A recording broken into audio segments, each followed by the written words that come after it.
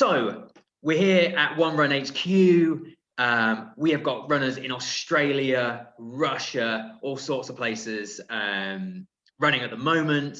And we are joined by Sophie Radcliffe, Challenge Sophie. How are you doing, Sophie? I'm great, thanks, Danny. How are you? I'm wonderful, I'm wonderful. Would you give us a 30-second update on all the incredible, amazing things you do, from getting girls into adventure and activity, to your adventures, to all the cool things that you're doing? Well, as for everybody, 2020 has been very different to normal years, but yeah, my passion lies with inspiring people and empowering people to get outside, to try new things, to challenge themselves. And I believe that if you challenge yourself, then you can change your mindset and change the beliefs that you have about yourself and change your life.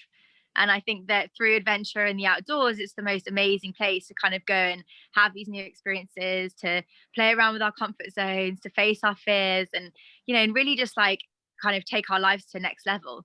And it's completely changed my life. I really wasn't sporty when I was growing up.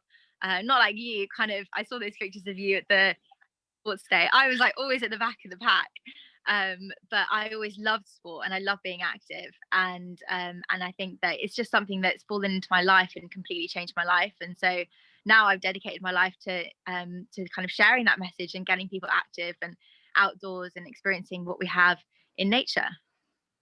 Amazing. It's so empowering, isn't it? The challenges you face on a run or climbing a mountain or on a bike ride, they just mirror the challenges you kind of feel in life. And if you can get over them in sport, it builds that confidence inside of you, so you can kind of, you're used to that feeling, the minute feeling of suffering, the struggle, and then you can kind of start applying it. 100%. It's not a new concept to you. You're not like, whoa, this feels really out of my comfort zone. What do I do now?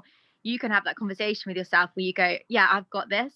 I can back myself because I've been in challenging situations before. I've been in situations where I've had to deal with uncertainty or change, or everything's gone wrong, or I've been fearful, taking risks, or, having to kind of like pull the best out of yourself when you're at your lowest and you're at your worst and you have no energy. And whether it's climbing mountains or doing an Ironman or cycling London to Paris in 24 hours, like these are all challenges that I love, that have changed my life, and all challenges that I take other people on that journey and be like, you can do this, and give it a go, because it might change your life too.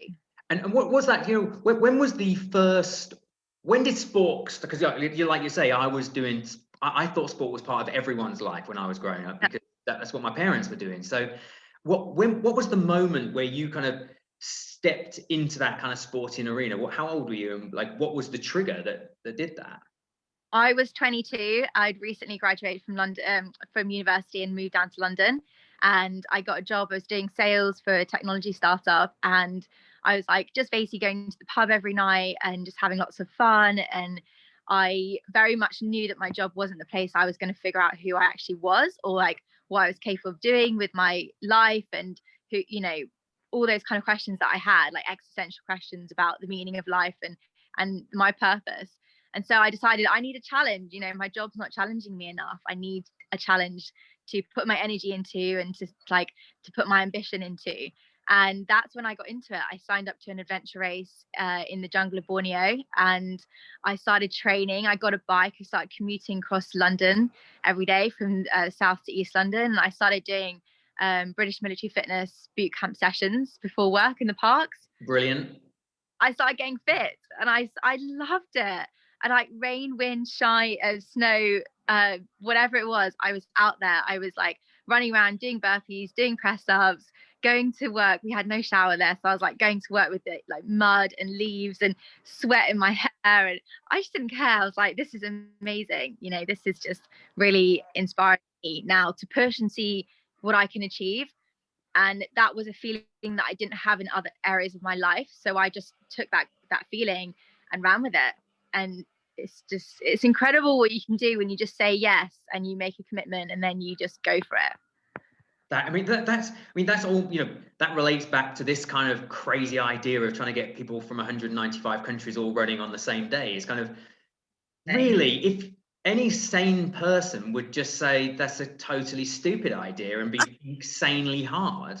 But I think the people you kind of fall into these situations through sport and through adventure where the people around you are saying yes. So you start thinking, well, yes is a good idea to do these things. And then you almost stop thinking. You don't think, is there a question? It's like, okay, well, it's it's a symbol of running in all its beauty, in that it doesn't matter, we don't have to get to the finish line. It's just, I'm going to enjoy the journey, and that's what we're on. And then suddenly, one day to go, you get the last country, San Marino, in, and your whole mind is blown. I mean, I think you regularly blow people's minds, Danny. So I think that our minds are blown by what you do. But it is so amazing. Running is like the most simple form of exercise and endorphins and freedom. I think running is like the most primal, free thing that we can do. And I am not a fast runner, by any stretch of the imagination. I've done a lot of endurance running, like ultra running and stuff like that, and Ironmans. But even so, I'm like, I can get 60% and just like tap it out. But when I do go for a run, I just feel like the endorphins are incredible. Half an hour is all you need, 20 minutes, 40 minutes, whatever you want to do. But yeah, it's like just talking to people, the adventures that I've had, the experiences that it's opened me up to. I've run like all over the world in different trails, and favorite place? Huh? What's your favorite place you've been running before? I mean, my favorite place in the whole world is Scotland, and I love running around in Scotland. But I've also run in Patagonia. There's an airplane. I hope you can still hear me. Still hear you. That's fine. Okay. Yeah, I did a big run in Patagonia once, and also a friend of mine, Annie.